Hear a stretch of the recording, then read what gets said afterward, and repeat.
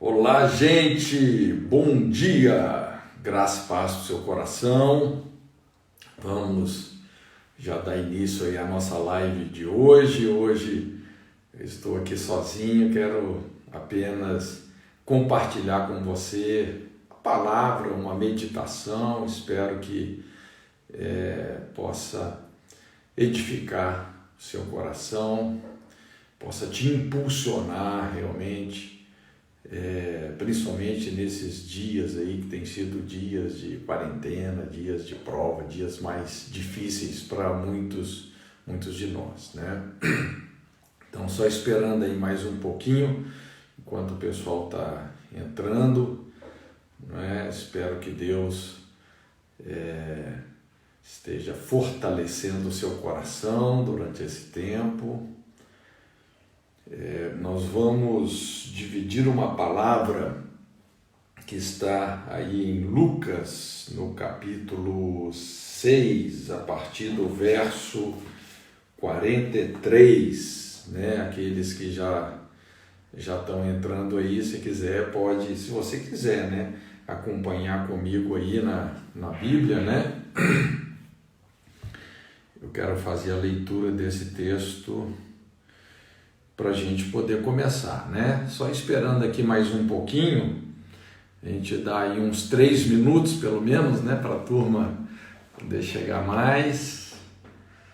Mais uma vez aí, graça e paz ao coração de todos, sejam muito bem-vindos, né? Obrigado aí por assentar nessa mesa aí comigo, que o Senhor realmente tenha misericórdia, possa nos dar do seu trigo fino, do mel que escorre da rocha, nos levar aí à sala do banquete, fortificar a nossa alma com a abundante graça que há em Cristo Jesus, né? Mas antes, vamos iniciar aqui, né? Antes da gente ler o texto que eu gostaria de ler, vamos fazer uma oração, né? Vamos colocar esse tempo diante do Senhor. Pai, muito obrigado por esse tempo, por essa oportunidade de estar juntos com todas essas pessoas aqui, Senhor, e queremos dizer sim, amém, para aquilo que o Senhor quer fazer nas nossas vidas.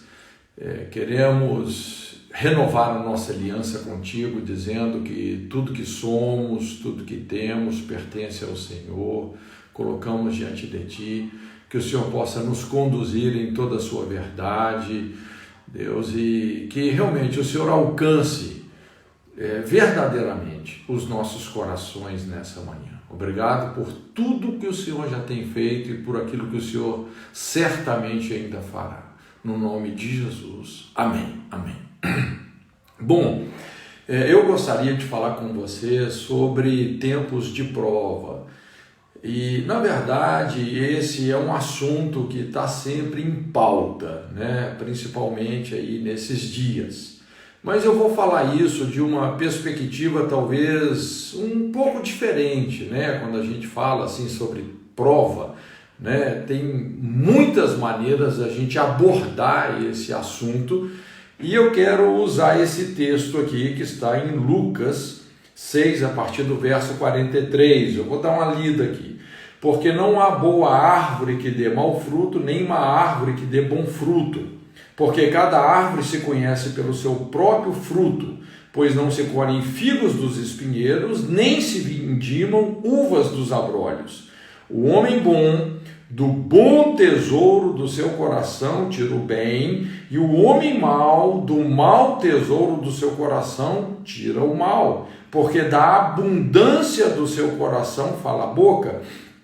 E por que me chamais Senhor, Senhor, e não fazeis o que eu digo? Quer dizer, veja bem que Jesus, ele está confrontando aqui um padrão superficial de relacionamento com ele, né? Um relacionamento mais de aparência. Por que me chamais Senhor, Senhor, e não fazeis o que eu digo?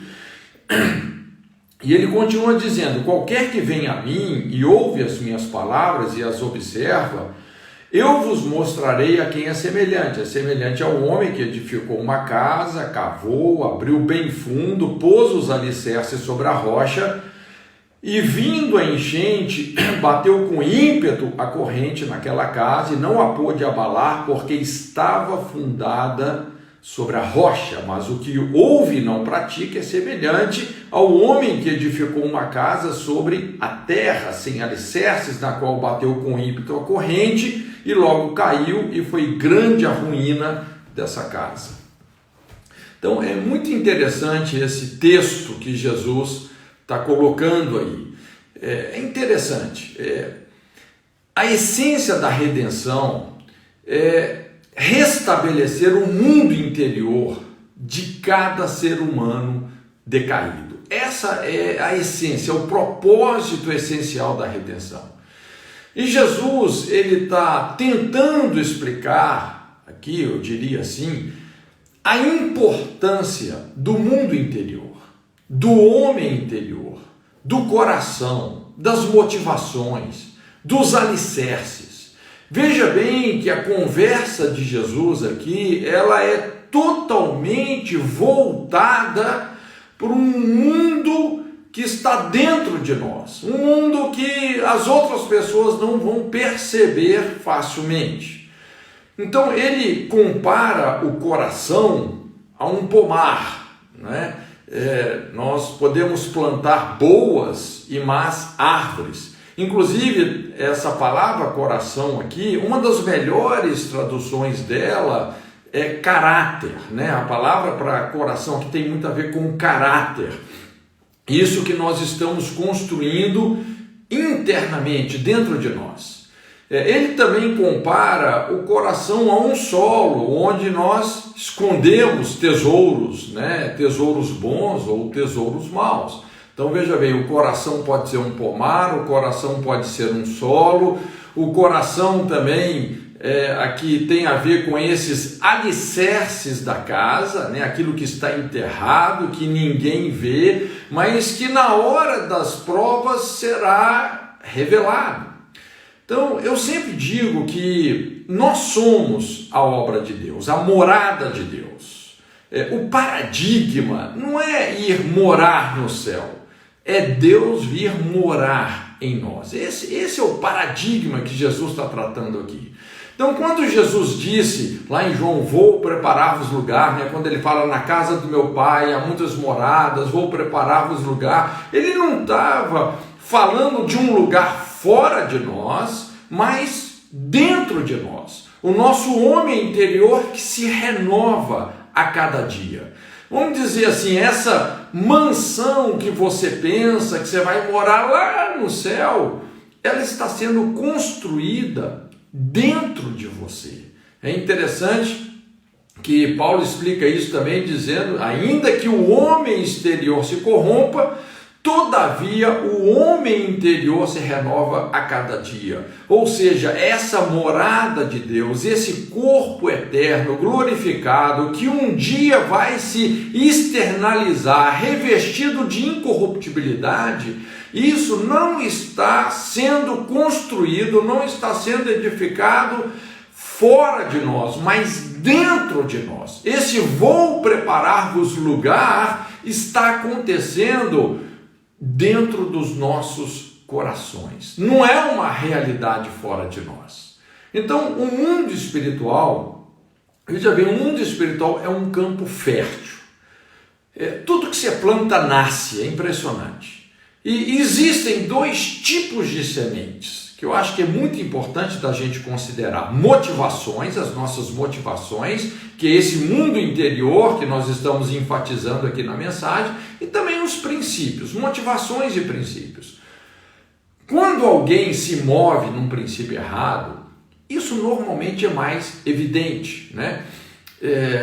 Eu não sei se você se lembra quando Davi estava trazendo a arca, né, que tinha ficado lá na casa de Obed-Edom, e ele resolveu colocar a arca no lombo dos bois. Ao invés, a arca tinha que ser carregada nos ombros, né, dos sacerdotes. Então ele estava ferindo um princípio, né, e ao ferir esse princípio, realmente algo saiu evidentemente errado, né? O boi tropeçou, um outro cara muito bem intencionado foi tentar segurar a arca e de repente foi fulminado, né? Perez usar. Deus abriu rotura em usar. Quando você tem um princípio errado, você pratica um princípio errado, isso é evidente, é uma tragédia evidente. Mas o que eu quero falar é sobre as motivações, aquilo que está dentro de nós. Então, algo muito importante é que a agenda do reino de Deus é a agenda da vida interior. Nós podemos cometer grandes erros quando nós perdemos o discernimento do coração. Não sei se você se lembra quando Deus falou para Samuel ir até a casa de Jessé, ungir um dos seus filhos, e quando Samuel chegou ali, os filhos se apresentaram para o sacrifício, um deles seriam escolhidos como o próximo rei, e Samuel se iludiu com Eliabe, que era um dos irmãos de Davi, por causa da aparência deles, era o mais alto, o mais forte, o mais vistoso. Então ele já foi derramando óleo na cabeça do Eliabe. Mas é quando a voz de Deus adverte o profeta, fala para ele, olha, não atentes para a sua aparência, nem para a sua altura, porque o rejeitei. Então veja bem, o Senhor, o que Deus fala com Samuel ali? O Senhor não vê como o homem vê. O homem vê o exterior, porém o Senhor atenta para o coração. Jamais se impressione com as aparências. Se tem algo, se tem um princípio espiritual poderoso é esse. Olha, não se deixe levar, não se deixe impressionar pelas aparências. O mundo dos homens funciona com aparências. O mundo de Deus funciona com essências. Sem querer desprezar a importância da estética, mas olha, não se engane. O Evangelho é o Evangelho do coração. Deus não vê como o homem vê. O homem vê o exterior, mas Deus atenta para o coração. Todas as coisas estão patentes e nuas diante daquele que julga os vivos e os mortos. O reino de Deus não vem com aparência exterior, está dentro em vós e, lógico, vai produzir os seus frutos na sociedade. Então Jesus ele enfatizou que nós precisamos limpar o interior do copo, do prato. Nós precisamos limpar o interior. Senão nós vamos ficar apenas com o galardão dos homens. A nossa única recompensa será a reputação, a glória que vem dos homens. Essa foi a famosa síndrome dos fariseus, é o perigo da hipocrisia religiosa. Não é? Qual foi essa síndrome dos fariseus? Eles compensavam a corrupção do coração com cerimonialismo religioso, esse efeito do sepulcro caiado. Normalmente, quando uma pessoa enfatiza demais um padrão externo de santidade, é bem provável que ela esteja maquiando a sua corrupção interna. Aquela história, aparência sem consistência. Então, nesse texto que nós lemos, veja bem, algo que Jesus deixa claro é que a árvore produz o fruto de acordo com a sua espécie. O que isso significa? Ao que Jesus está se referindo? A importância do caráter, a importância das nossas motivações. O que mais determina o nosso caráter, nós explicamos a importância de uma vida pastoreada por princípios corretos, esses princípios eternos que expressam a natureza divina, mas o que mais determina o bom caráter são as nossas motivações. Então o nosso caráter define quem somos, a nossa essência moral, a genuína espiritualidade. As nossas escolhas determinam o nosso caráter e o nosso caráter determina o nosso destino, né? Eu chamo isso aí a lei da responsabilidade. Os nossos pensamentos determinam os nossos sentimentos determinam os nossos feitos determinam os nossos hábitos determinam o nosso caráter e o nosso caráter determina o nosso destino. Veja bem que tudo começa com o nosso sistema de crenças, os nossos pensamentos. Essa condição de ser, nós temos que investir nisso. Essa essência motivacional, esse mundo interior que é discernido, perfeitamente divisado por Deus. Então Jesus deixa claro, dos espinheiros não se colhem figos, dos abrolhos não se colhem uvas. Veja bem, como que quando nós nos corrompemos motivacionalmente, isso pode estragar tudo, dons, habilidades, a criatividade, todo o potencial humano pode ser comprometido pela deficiência do caráter, por essas motivações erradas, distorcidas, enganosas, corrompidas. Todo mundo produz alguma coisa, ou boa ou má, dependendo da maneira como essa pessoa está fazendo as suas escolhas, como ela vem construindo o seu caráter. O caráter, como Jesus colocou aí, é o tesouro do coração, que pode ser bom ou pode ser mal, é o que nós guardamos, é o que nós escondemos, mas é o que na verdade mais está motivando as nossas ações. Então Jesus fala sobre esse homem bom, e ele também fala sobre esse homem mau, que representa dois aspectos do nosso caráter. Mais cedo ou mais tarde, o homem oculto vai se denunciar. Então essa é uma lei imutável. O desafio de Deus é lidar com o nosso coração, e é exatamente isso que ele nos pede: filho meu, dá-me o teu coração. Então veja bem, o ponto de partida da transformação, da condição de ser, é expor, revelar o homem oculto, esse homem que está escondido dentro de nós. Eu gosto muito do Provérbios 17, verso 3, a Bíblia fala assim: o crisol prova a prata, o forno, o ouro, mas o Senhor prova os corações. Então, veja bem, Deus é como um crisol, é como um forno. Ele prova os corações. Ele sabe como revelar, como tirar a escória do coração. Então, aqui entra essa lei. Aquele que se humilha será exaltado, e quem se exalta será humilhado. Revelando o homem oculto, obscuro. Olha só que interessante, vamos aprofundar a conversa nisso aqui. Como revelar esse homem oculto? A gente vê nas Escrituras várias passagens nesse sentido, né? Por exemplo, a atitude de Judas quando Maria ungiu a Jesus. Aparentemente, Judas era um homem de confiança. Veja bem, o cara era o tesoureiro da igreja, muito preocupado com os pobres, pregador da palavra, discípulo de Jesus, né? Aparentemente tudo certo com ele, até o dia em que essa mulher, Maria, unge a Jesus.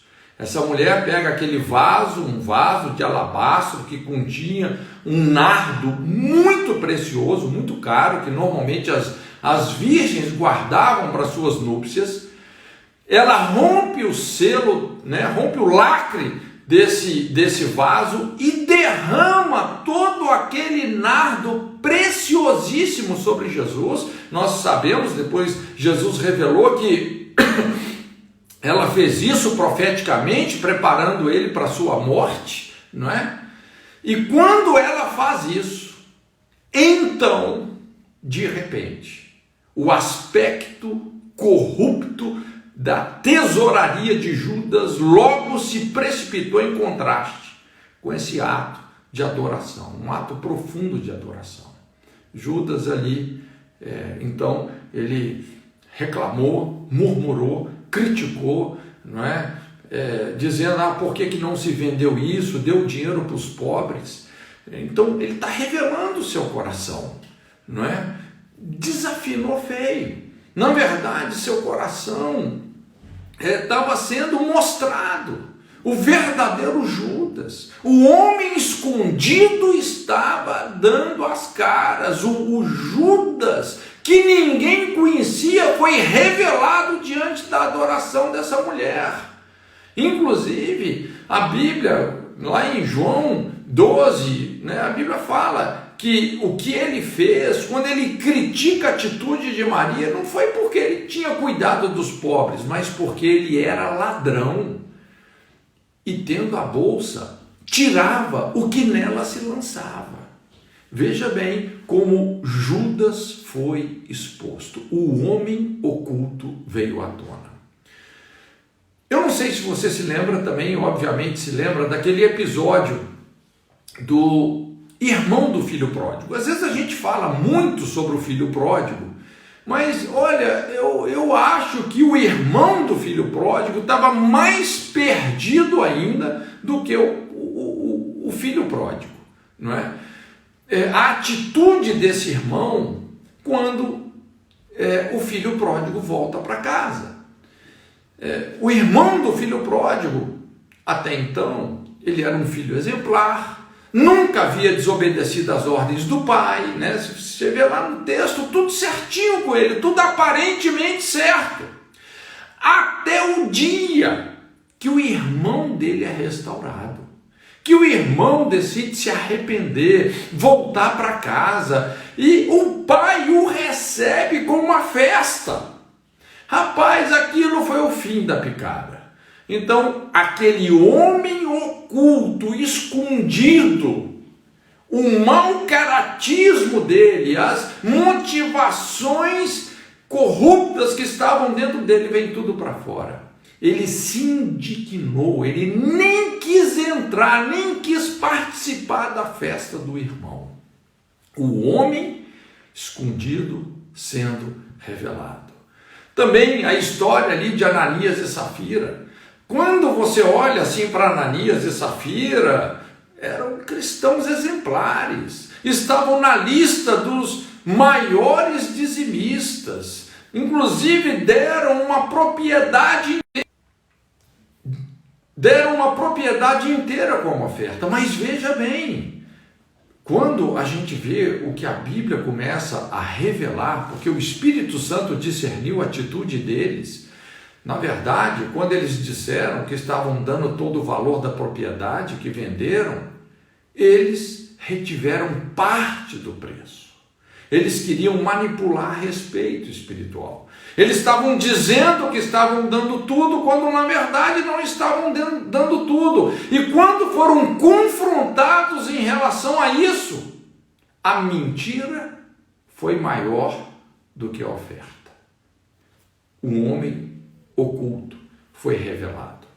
Nós também vemos isso ali com Saul, um grande rei, ungido pelo Senhor, grandes vitórias, mas Saul sofria de inferioridade, né? A Bíblia mostra isso, como ele era pequeno aos seus olhos, tentou receber a afirmação do povo mais do que receber a afirmação divina. Ele queria uma honra monumental, inclusive mandou fazer um monumento em sua honra lá no Monte Carmelo. Então, quando depois de desobedecer a Deus, ele pediu que Samuel o honrasse perante os homens, veja bem, ele estava mais preocupado com a afirmação humana do que com a aprovação divina.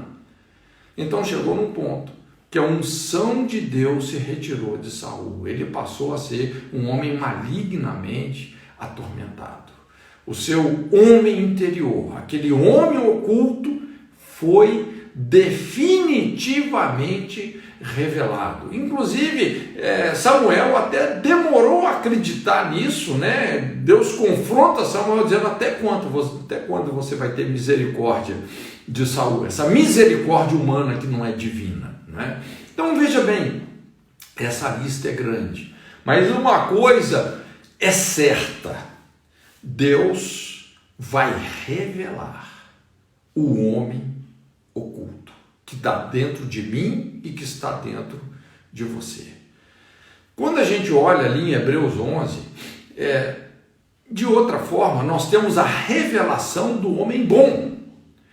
Por exemplo, a atitude de Abraão quando Deus pediu-lhe que sacrificasse Isaque, que era o objeto da promessa, e ele, crendo contra a esperança, se dispôs a sacrificar o seu filho em obediência a Deus, acreditando que das cinzas de Isaque Deus o recobraria.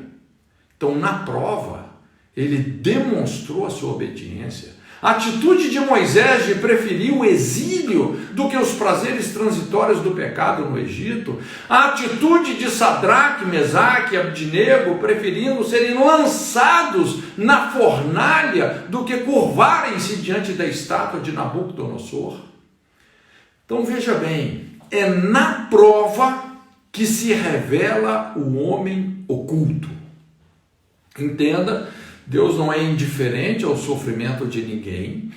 Com toda a impossibilidade humana, sempre coexiste a possibilidade de um milagre, e é nas provas de Deus que nós vamos experimentar os maiores milagres, por incrível que pareça, não é? Então, em muitas situações, a questão maior não é o porquê você está passando pela prova, mas é o para quê.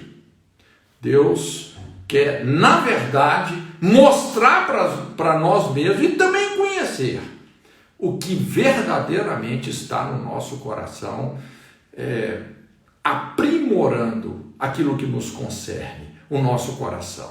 Deus está continuamente se revelando a cada pessoa de forma relacional. Esse é o grande propósito das suas provas. Então nós precisamos de entender que a nossa vida é pontuada por muitos Getsêmanes, muitos momentos difíceis, muitos momentos de entrega, muitos momentos de prova. A nossa vida é pontuada por Getsêmanes, Gólgotas. Essa é uma lei do caráter. Só existe um único caminho para aprovação, é a prova. Só tem um jeito de sermos aprovados por Deus, é fazer a prova. Não existe a possibilidade de sermos aprovados sem nem ao menos fazermos a prova. Desculpe, mas eu preciso dizer isso para você.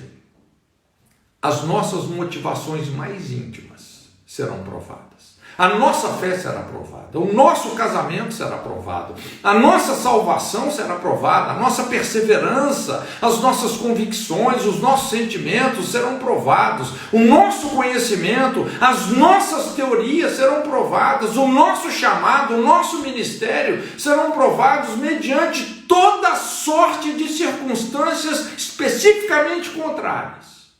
Eu sei que é difícil você dar um amém para isso agora, mas nós precisamos de entender como o mundo espiritual realmente funciona.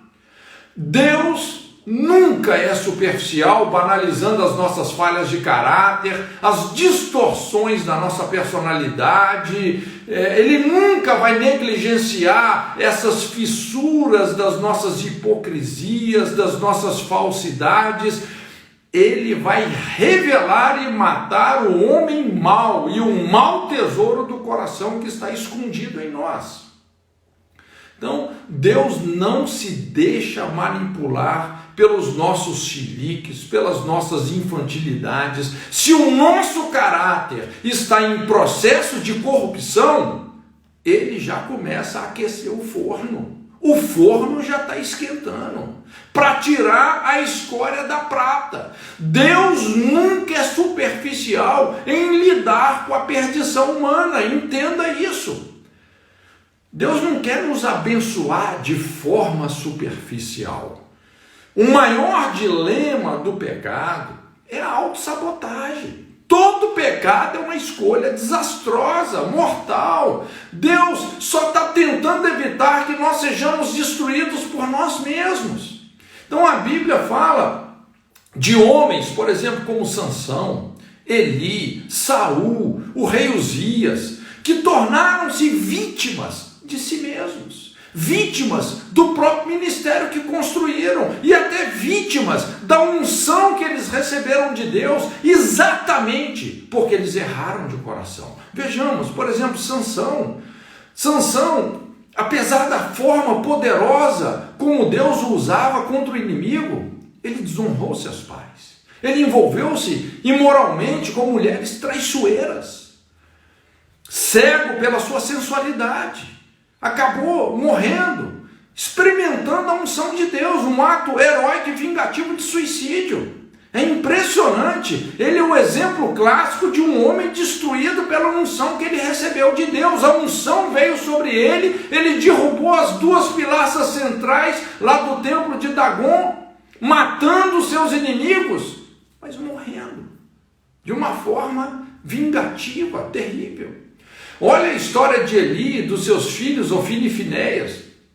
Apesar de toda a delinquência, de toda a impiedade no ministério, eles tentaram trazer a arca de Deus, tentaram fazer, na verdade, levaram a arca de Deus para a guerra, fazendo da arca de Deus um amuleto lá na guerra contra os filisteus.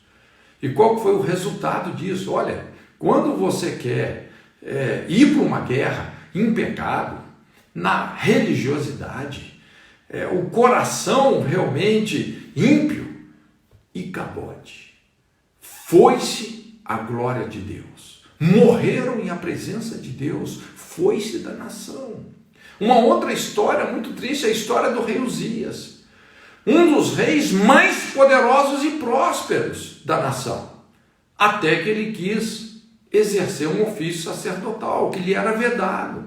Então ele foi se arrogando. Ele se prosperou tanto. Ele teve tanto sucesso que tornou-se arrogante. E a Bíblia fala que a lepra irrompeu na sua testa. Um rei que morreu leproso. Que coisa terrível. Então veja bem, a lei do coração, a lei do caráter passa pelo fogo do altar. Ao sacrificarmos a nossa vontade, nós passamos a experimentar a boa, perfeita e agradável vontade de Deus. Lá em 1 Coríntios 4, 5, Paulo fala assim que nós não devemos julgar nada antes do tempo, que Deus vai trazer todas as coisas à luz, aquelas coisas que estão ocultas, e que Ele vai manifestar os desígnios do coração. Então, só então, cada um receberá de Deus o seu louvor. Veja bem que, na verdade, esse texto, o contexto aqui não é salvação, mas é sobre a motivação do nosso serviço, a motivação das nossas obras. E eu creio que nós somos maduros para entender isso. Haverá um dia de julgamento. O que fica claro aqui é que o critério desse julgamento são as nossas motivações. Aquilo que talvez pouca gente entendeu, mas que tem um peso enorme na balança de Deus. O maior tesouro está no coração. Os depósitos mais importantes que vão decidir a nossa vida, a nossa eternidade, estão no coração, dentro de nós. Toda riqueza, toda imponência externa não significa nada perto daquilo que realmente ocupa o nosso coração, as nossas motivações, o nosso caráter. No coração nós podemos ter coisas preciosas, como também é onde pode estar as nossas maiores desgraças. No coração é onde se constrói o que Jesus chama aí o homem bom, mas também é no coração, onde nós podemos construir o homem mau. Eu gosto desse texto quando Paulo, desmistificando a espiritualidade, ele fala assim, mas é judeu aquele que o é interiormente, e é circuncisão a que é do coração, no espírito, não na letra, cujo louvor não provém dos homens, mas provém de Deus. Como Jesus disse, Deus procura adoradores que o adorem em espírito e em verdade. Em Mateus 7, 21 a 23, Jesus fala, pois é do interior, ou seja, do coração dos homens que procedem os maus pensamentos.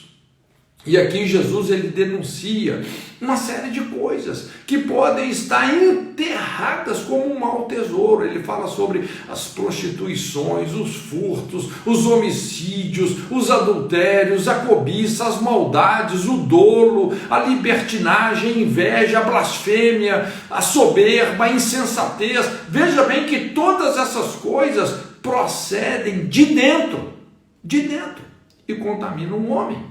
Então nós temos aí uma lista importante que Jesus menciona para a gente diagnosticar o nosso coração. Quando ele fala sobre cobiça, furto, inveja, o que é isso? Eu quero para mim o que te pertence. Olha, quando eu começo a querer para mim o que é seu, através da cobiça, do furto, da inveja, meu coração está errado. Ele fala sobre o orgulho. O que é o orgulho? Ou seja, eu serei adorado. Todos irão me reconhecer. Quando isso começa a motivar a minha vida, ser adorado, buscar reconhecimento humano, tem algo muito errado com o meu coração. Ele fala aqui sobre ressentimento, violência, homicídio. Ou seja, o que isso quer dizer? Fulano vai pagar por isso. Eu vou me vingar. Olha, quando essa motivação entra no nosso coração, tem algo muito errado. Ele fala aqui também sobre o dolo. O que é o dolo? O engano. Eu vou ganhar de qualquer forma. Não importa os meios. Eu vou conseguir o que eu quero. Rapaz, essas coisas mostram que tem algo muito errado dentro de nós. Então, algumas perguntas, por exemplo, que nos ajudam a discernir as nossas motivações. O que você sente, o que você alimenta quando alguém se sobressai em relação a você? Quando alguém se sobressai, quando alguém prospera mais do que você, alguém é mais bem sucedido que você, o que você sente, o que você alimenta com isso? Você se alegra com isso ou você se entristece? Como você trata uma pessoa que você não precisa dela? É interessante, quando a gente precisa das pessoas, a gente carrega até água na peneira. Mas como é que você trata uma pessoa que você não precisa dela? A resposta a essa pergunta pode revelar muita coisa sobre o meu e o seu coração. Quem é você? Quem sou eu? Quando nós não estamos sendo policiados por ninguém. Caráter é isso. É quando você não está sendo vigiado, quando você não está sendo policiado por ninguém. Então, olha só, como que nós podemos avaliar uma pessoa? Tem muitas maneiras para isso, Como é que nós podemos julgar os frutos de uma pessoa? Um homem conhecido chamado Dietrich Bonhoeffer, que viveu lá na época do nazismo, de Hitler, ele disse o seguinte, eu acho interessante, ele fala assim, olha, nós devemos avaliar as pessoas pelo sofrimento delas. O sofrimento delas. Interessante isso. O sofrimento pode ser uma das ferramentas mais importantes para nos ensinar a obediência. Inclusive, lá em Hebreus, a Bíblia fala que Jesus aprendeu a obediência por aquilo que padeceu, por aquilo que sofreu, não é? Ele foi um homem de dores, experimentado em trabalhos, foi duramente rejeitado pelo seu povo, pela sua cultura, os seus não o receberam, João diz, ele veio para os que eram seus, mas os seus não o receberam, mas a todos quantos o receberam, deu-lhes o poder de serem feitos filhos de Deus, a saber, os que creem no seu nome. Mas o sofrimento, no Sermão do Monte, interessante que o Sermão do Monte, ele aparece também aqui, não só no Evangelho de Mateus, mas no Evangelho de Lucas. E no Evangelho de Lucas, Jesus exalta algumas bênçãos que são estranhas, totalmente estranhas isso, quando você vê a forma que Jesus está dizendo aqui. Olha só, então levantando ele os olhos para os seus discípulos dizia, olha só o que Jesus disse, bem-aventurados pobres. Benção estranha, ser pobre. Bem-aventurados que agora tendes fome. Olha só, será que é bênção você ter fome? É muito estranho isso. Bem-aventurados os que agora chorais. Bem-aventurados sereis quando os homens vos odiarem, expulsarem, perseguirem, injuriarem, etc., por causa do Filho do Homem. Então são bênçãos, são bem-aventuranças estranhas. Mas qual que é a moral da história aqui? Veja bem, Jesus não está dizendo que nós temos que viver como pobres, com fome, injustiçados, odiados, etc. Não, ele não está dizendo que você tem que viver assim, não é? Mas, cada vez que isso acontecer, e isso acontece, pode acontecer, de alguma forma, isso vai marcar o nosso coração. Isso vai afetar o homem interior, vai estabelecer as bases da nossa vida e do nosso futuro, quando você tem que enfrentar essas situações.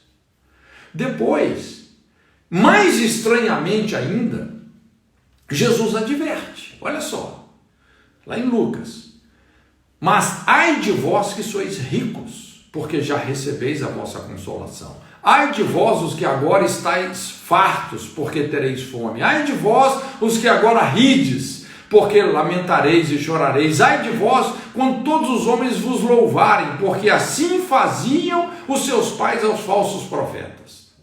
Interessante, lógico que isso tem um contexto, mas Jesus está dizendo que ele está sendo contra rico, sobre você ter fartura, sobre você rir, né? Não, a questão aqui não é a prosperidade material, mas é como você lidar com ela.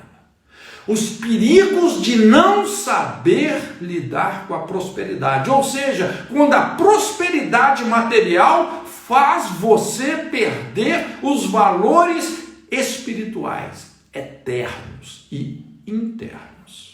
O que adianta ganhar o mundo inteiro e perder a alma? Então é sobre isso que Jesus está falando. O perigo da falsa consolação, a consolação das riquezas. A pessoa tem tudo, mas não tem paz.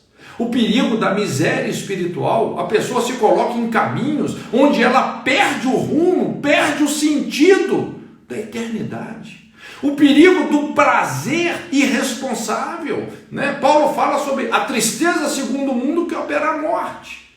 O perigo da bajulação, de não ter amigos, mas falsos amigos, os profetas oportunistas, é isso que ele está confrontando. Então veja bem, aí vem o grande diferencial da vida. Ele começa a falar sobre um exercício de piedade, para alinhar o nosso coração com o coração de Deus. Olha, essa é uma infalível terapia do coração, do bom caráter. Então, depois de dizer essas coisas, Jesus ele fala assim: amai os vossos inimigos, fazei bem aos que vos odeiam, bendizei aos que vos maldizem. Gente, isso é tesouro puro, isso é ouro puro. Orai pelos que vos caluniam. Ao que te ferir numa face, oferece a outra. O que te houver tirado a capa, não lhe negues também a túnica. Dá a todo o que te pedir. Ao que tomar o que é seu, não reclame. Assim como você quer que os homens vos trate eles da mesma forma. Então Jesus está nos chamando a uma fisioterapia do coração. É um exercício de piedade. Quando a gente começa a praticar essas coisas, e realmente para isso a gente tem que estar crucificado com Cristo, né? Mas é interessante como isso molda o nosso caráter, né? Como Jesus está nos desafiando à condição de ser, a uma transformação profunda. E aí, naturalmente, a partir do momento que você se torna uma árvore boa, o seu comportamento, você vai produzir bons frutos. Então, só para finalizar aqui a nossa palavra,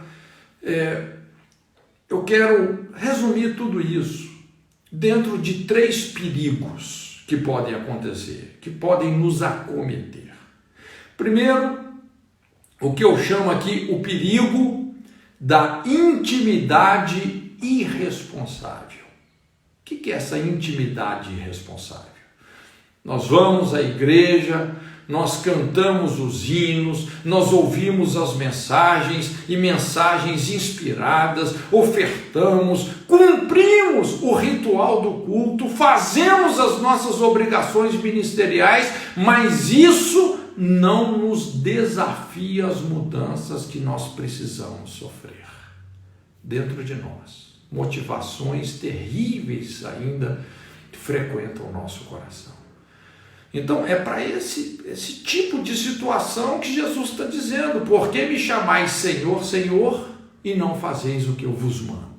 A gente começa a ter todo um estereótipo de religiosidade, participamos de tudo, mas ouvimos palavras poderosas, mas isso não nos desafia a essas mudanças internas que nós precisamos de sofrer. O segundo tipo de perigo é o perigo de valorizar a teologia, a filosofia, o conhecimento, as doutrinas, sem que a vida seja impactada e transformada. Então a gente se envolve com muitas informações, muitas teorias, né? Eu sempre falo aquela síndrome da obesidade da cabeça, a cabeça é enorme, cheia de conhecimento, mas o coração raquítico. Não suporta o mínimo conflito de relacionamento que acontece. E o terceiro perigo é quando nós cuidamos com os vícios externos, mas não cuidamos do coração. Às vezes essa tendência de migrar de um vício mundano para um vício gospel. Como que isso às vezes funciona? É interessante porque quando nós chegamos no Evangelho, às vezes muitos de nós discipulamos as pessoas superficialmente, que às vezes essas pessoas estão vindo ali de práticas, né? A pessoa pratica violência, pratica imoralidade, a pessoa é viciada em drogas. Então, lógico, como é que a gente você fala, você não pode mais ser uma pessoa agressiva, você não pode mais adulterar, você não pode mais se envolver aí com droga, com crack, com cocaína, você tem que deixar essas coisas. Mas normalmente, o que acontece? Essas condutas, esses comportamentos, muitas vezes eles estão ancorados em raízes. De repente aquela pessoa foi para o mundo das drogas porque foi sistematicamente abusado na infância, ou teve uma perda existencial, né? Nunca conheceu o pai, cresceu com esse vazio existencial, com essa falta de referência, essa desproteção. Então veja bem, tem raízes, tem dores, tem situações que essa pessoa passou que está sustentando esses comportamentos. E se nós apenas discipulamos essa pessoa dizendo, você tem que parar com esse comportamento, mas você não lida com essas raízes, então a pessoa acaba deixando esses comportamentos, mas como aquela dor está lá, então ela começa a agregar agora um vício gospel. De repente, ela entra aí no mundo da teologia, inclusive desenvolve até teologias para respaldar as motivações erradas dela, ou se refugia no louvor, se refugia no ministério, se refugia em missões, se refugia em qualquer lugar, mas a dor que nunca foi crucificada continua lá no íntimo dela. Cuidamos dos vícios externos, mas não cuidamos do coração. Migramos de um vício mundano para um vício gospel. Então veja bem, a grande lição para a gente terminar.